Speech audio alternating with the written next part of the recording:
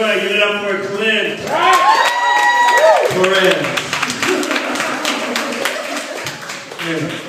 Keep it going. Here we go. Our next showcaser from the class. Very talented man. I didn't know he was multi-talented from other things. But you know what? Oh, yeah, oh yeah. Everybody give it up for Clark Canning.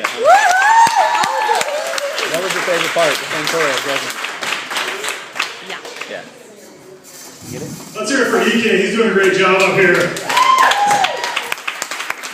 So I went to Hawaii once a little while back, EK. I didn't see a single Hawaiian person over there. But they have gigantic Mexicans over there. Just the biggest Mexicans you've ever seen. It is unreal. So I don't know how much time I have. I mean, in life, I know I got 5 minutes up here, but in life I just got a fortune cookie earlier today. No fortune inside, so I'm going to try to rattle through this real quick. I grew up in a great family, except it was a crazy family. Every morning, I can remember being a little kid, every morning waking up to the sound of like my dad singing, and he'd be in my sister's room singing, waking her up, and then he would come into my room. It'd just be like beautiful and quiet. Dad just kicks open the door. Oh! It's time to get up, it's time to get up, it's time to get up in the morning! And he comes up and he sees me on my bed and I'm just like cowering, like, no, I don't want to get up. It's like 8 o'clock. And he just starts bouncing me on my bed. It's like, waking up to that every morning is going to mess you up pretty good. So Cinco de Mayo's coming up and I got a story about messing that up one time. My friend Ron started this job, and I've got a collection of crazy hats because of this hair that I've got. And I've got these sombreros. Did you do that to him? Cinco de Mayo was coming up at his new job, and he's like, hey, call Cheryl, and she's having a Cinco de Mayo party, and she needs some sombreros. And I was like, okay. He texts me the number. I give her a call, and they work together. So a guy answers the phone. I was expecting Cheryl, and this guy answers the phone. He's like, hello? He's like, oh, this is wrong. He's messing with me. He's like, so in my worst Mexican accent, which is also my best Mexican accent, I've got 2 sombreros for you! And on the other end of the line, he's like, what? Who's this? My buddies, I know, he's just messing with me. I've got 2 sombreros for you! And I just started yelling at him in the phone, I got 2 sombreros for you! And on the other end, this guy's like, huh? What? Who is this? What's going on? Huh? What? And it took me a while, but I realized that I may have dialed that number incorrectly. And I think I just ruined this old man's life. He's like, I'm never in the Taco Bell again! They're gonna give me with the sombreros! Oh, that's a silly joke.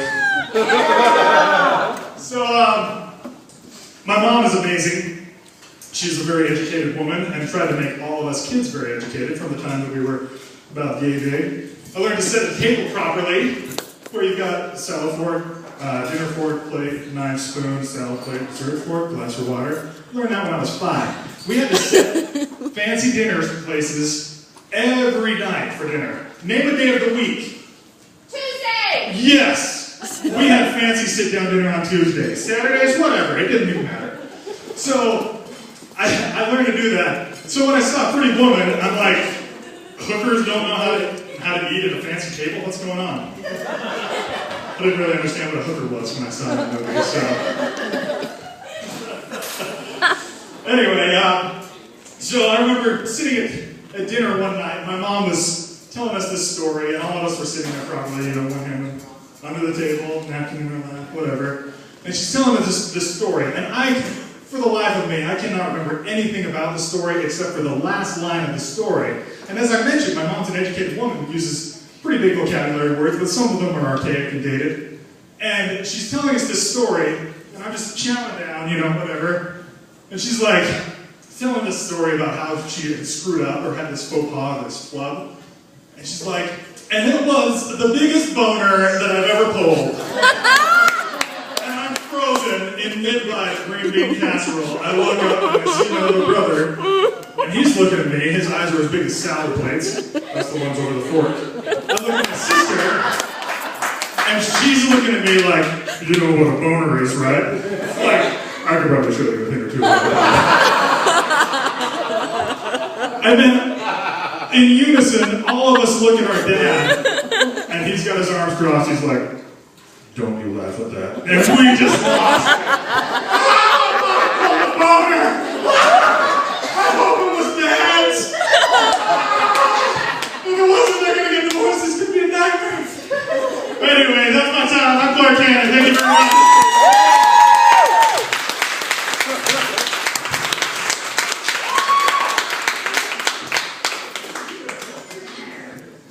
Everybody, give it up for Clark Cannon.